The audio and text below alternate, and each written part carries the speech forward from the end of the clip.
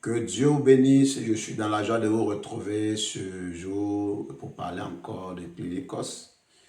Clinicos parce que nous avons tous droit à la guérison divine et nous avons le droit de ne pas être prisonniers de notre passé douloureux. Aujourd'hui, nous parlerons de l'histoire de Cady, mais avant, je voudrais vous saluer dans le précieux puissant nom de Jésus-Christ de Nazareth et saluer quelques amis de Clinicos qui nous font l'amitié de continuer à nous donner de la force par rapport à cette émission. Je voudrais saluer la révérende Marie-Agnès Reynaldo, que Dieu te bénisse. Saluer le docteur Marius Kwasi.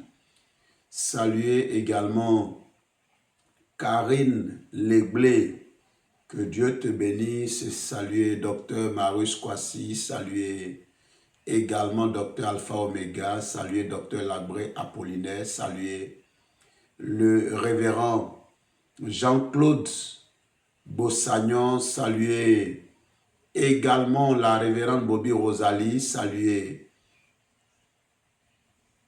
le docteur Alpha Omega, je crois l'avoir dit, et saluer Eloge Taïro, saluer Merveille du Seigneur, saluer Mariam Traoré, saluer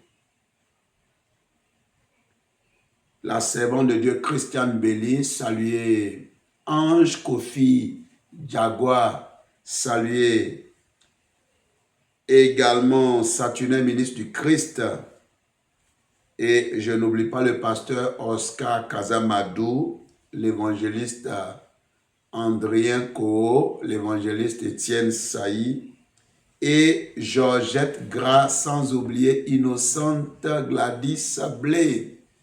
Que Dieu vous bénisse. Je suis très heureux de vous retrouver. Alors, nous parlerons de l'histoire de Cady, je l'ai dit. Mais avant, il y a un passage dans Néhémie 1 au verset 9, qui est un passage important. Et ce passage dit que la détresse ne vous frappera pas deux fois. Je veux déclarer, tout en vous souhaitant un excellent mois de juillet, que dans ce mois de juillet, le malheur, aucun malheur ne se répétera dans votre vie. Aucun malheur ne se répétera dans un domaine de vos vies. Au nom suprême de Jésus-Christ de Nazareth, ce sera un mois où le bonheur vous cherchera, où le bonheur vous localisera, où le bonheur s'imposera à votre vie. Au nom suprême de Jésus-Christ. Amen.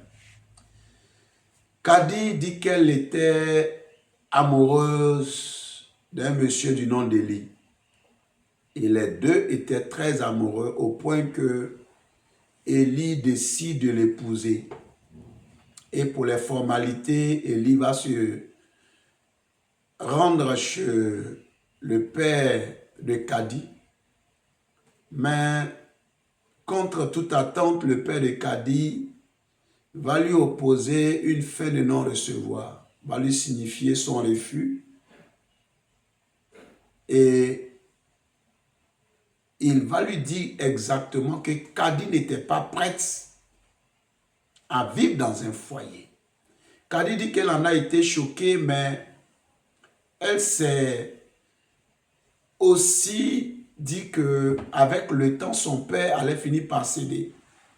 Donc, avec Élie, elle entretenait ce secret pour qu'un jour, elle soit l'épouse d'Élie.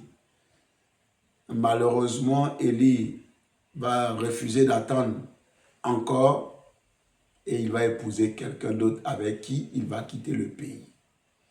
Cady est tout dévastée et elle a fait connaître son cas à Clinicos.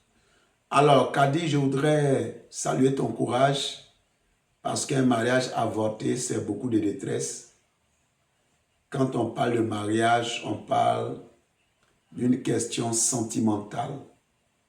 Et les questions sentimentales sont des questions délicates.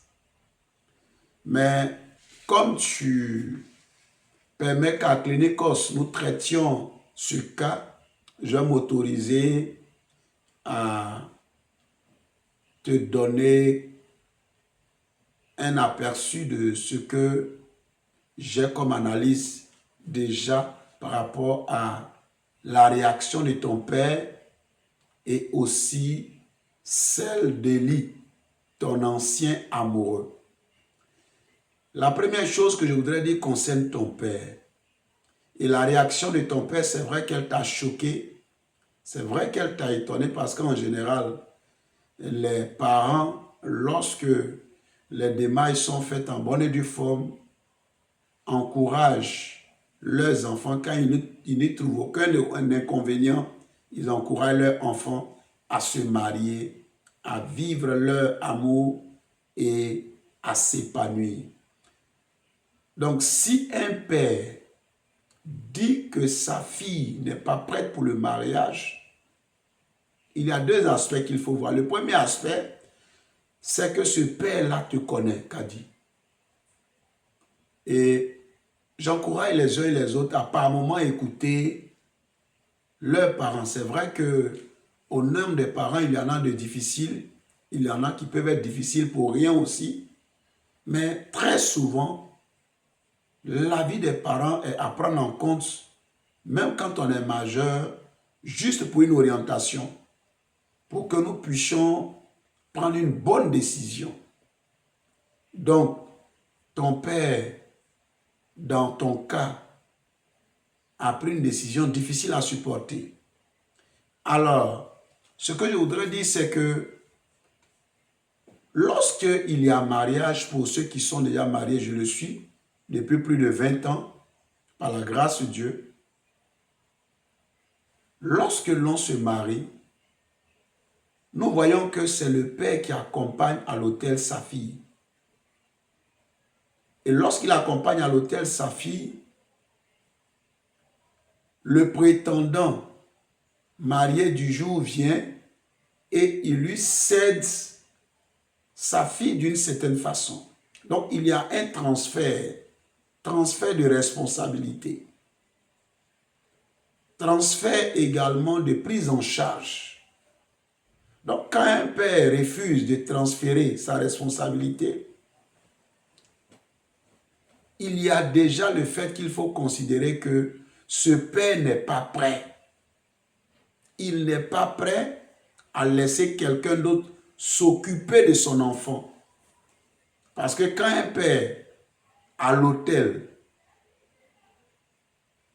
confie sa fille à son futur époux, c'est une manière pour le père de te dire ce que j'ai assumé comme responsabilité jusqu'à aujourd'hui, à partir d'aujourd'hui, tu en prends le relais.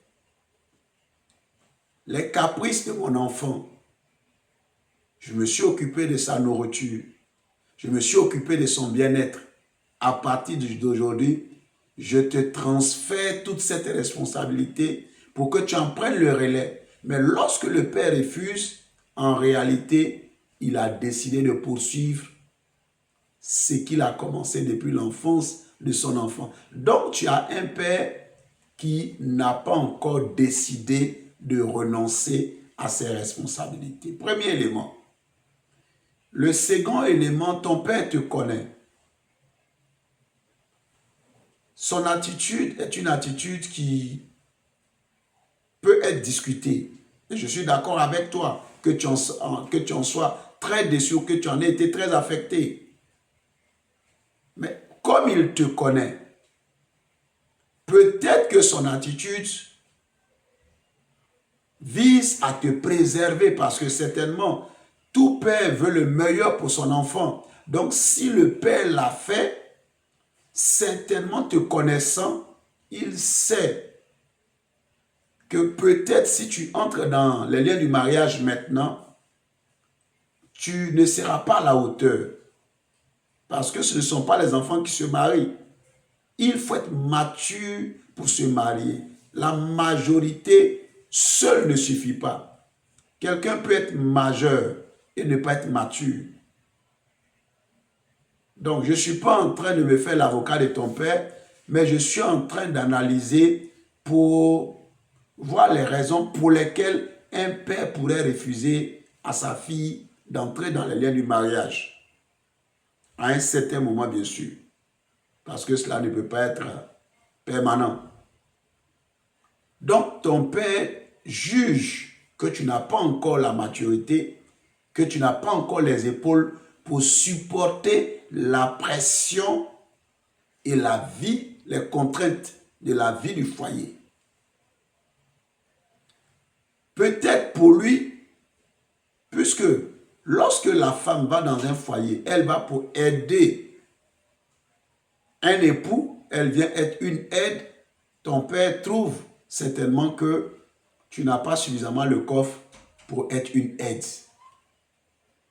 Il te veut encore à l'entraînement, il te veut encore en stage chez lui pour qu'il puisse t'apprêter, lui et ta mère, t'apprêter suffisamment avant de te laisser te marier. C'est ce que je voudrais dire. L'autre chose que je voudrais rappeler, c'est concernant Élie. Tu as trouvé qu'Élie n'a pas attendu. Élie peut aussi rétorquer qu'il a attendu et qu'il ne pouvait pas attendre indéfiniment. C'est pourquoi il a décidé de se marier. Mais Kadi, je voudrais te demander de ne pas être triste outre mesure. Si Élie n'a pas été capable de t'attendre quelque temps après le premier refus de ton père, c'est qu'Élie était aussi capable de te laisser en chemin. Les crises révèlent qui sont les personnes en réalité. Et lorsqu'il y a une situation qui bloque, c'est à partir de ce moment qu'on voit et que l'on peut savoir discerner et découvrir que la personne avec qui nous sommes est capable d'avoir de la résilience et d'avoir de la résolution à toute épreuve concernant le projet commun que nous entretenons. Donc, si Élie a été capable de t'abandonner en chemin, heureusement qu'il t'a abandonné avant de t'avoir dans un foyer. Mais et s'il t'abandonnait dans un foyer, ce serait encore plus grave. Donc, je pense que tu trouveras mieux qu'Élie. La douleur te passera certainement. Le troisième angle sous lequel je voudrais analyser cette situation avant de terminer, c'est également pour interpeller le père Akadi. Alors, chers parents, je crois que nous avons depuis l'enfance jusqu'à l'adolescence, jusqu'à ce qu'un enfant soit majeur pour faire le travail d'éducation, faire le travail de coach, faire le travail d'entraîneur, faire le travail de modèle, faire le travail pour montrer la voie à nos enfants. Parler donc du mariage et le fait d'attendre que son enfant ait la majorité pour dire que l'enfant n'est pas encore prêt, c'est également un aveu d'impuissance. Cela veut dire qu'on n'a pas été suffisamment à la tâche et à la hauteur concernant ce que nous avions à faire concernant notre enfant.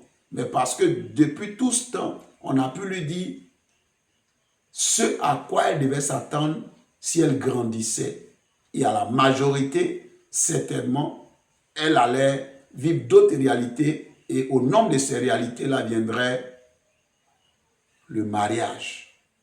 Donc le père a avoué également qu'il n'a pas été à la hauteur. Et cela peut briser nos enfants.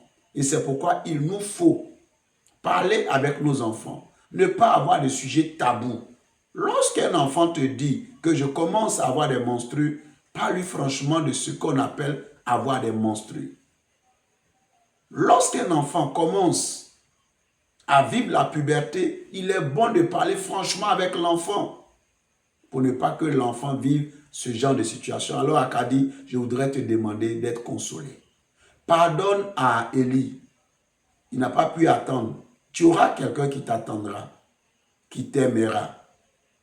Et peut-être que c'est parce que La meilleure personne va venir maintenant. C'est pourquoi Élie a été écarté par le temps et par l'obstacle du premier nom de ton papa. Ton papa ne va pas indéfiniment refuser que tu sois marié. Il va l'accepter. Mais je souhaite que tu écoutes ton père. La Bible dit d'honorer nos parents. Ils ne vont pas prendre, elle ne prendra pas en otage ton mariage. Mais certainement que sa première décision, c'était pour t'éviter un Élie qui allait te laisser en chemin. Le prochain prétendant, certainement, sera pour toi le meilleur. Et je voudrais donc prier avant de terminer pour tous ceux qui vivent cette situation difficile comme Kadi. Que Dieu vous console. Que la main de Dieu vous guérisse des blessures intérieures. Relevez-vous vite et surtout, sachez que si aujourd'hui cela n'a pas marché avec ce qui est arrivé, cela ne veut pas dire que demain ça ne marchera pas.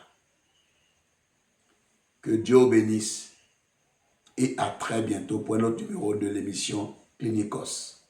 Likez, commentez et partagez.